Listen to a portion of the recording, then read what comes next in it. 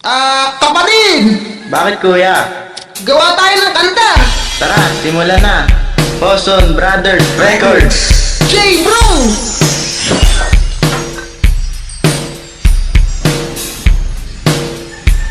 I-cover na natin to.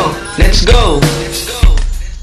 Huwag kang mabahala, may nagbabantay sa dilim.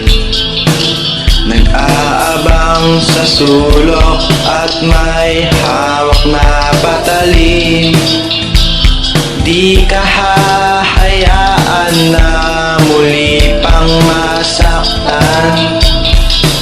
Huwag ka nang matakot sa dilim. Excuse me po!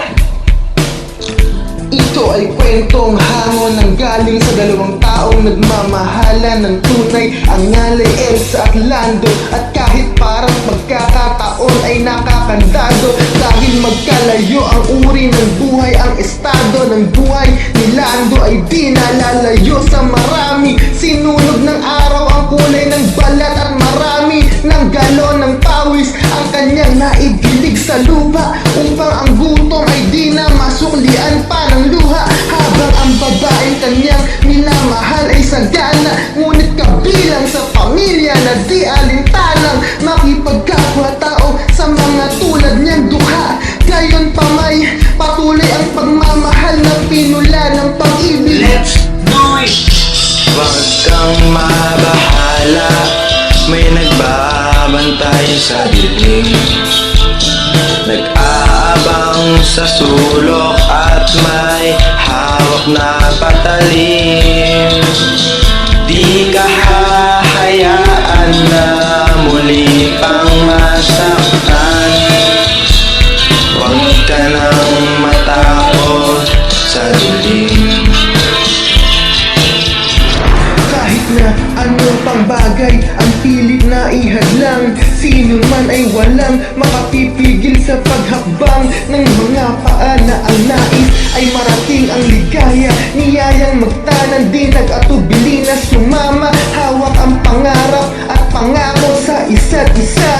Nagpakalayo-layo, di namuhay ng may kaba, dahil alam nila na sa bawat isa'y nakalaan. At ang pagmamahalan tanging nilang sinasandalan. Wala nang ibang bagay pa silang mahihiling, kundi isang pamilya sa loob ng apat na dingding, at isang bubong na maaaring tawaging tahanan. Bakit may pangit na kabanatang kailangan daanan pa? Huwag kang mabahala, may nagbabantay sa dilim. Nag-aabang sa sulok at may hawak na patalim. Di ka hahayaan na muli pang masaktan. Huwag ka nang matakot sa dilim.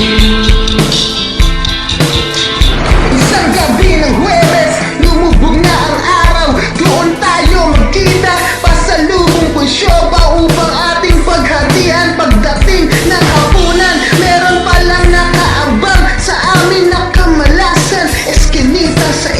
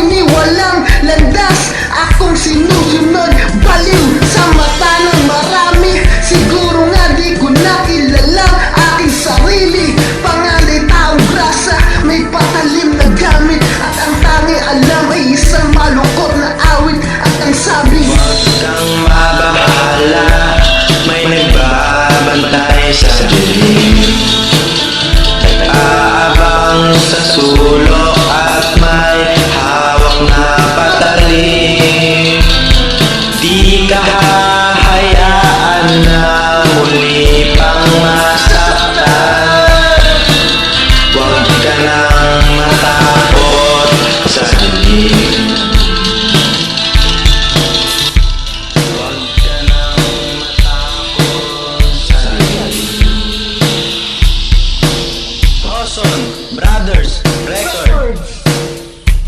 J Bro!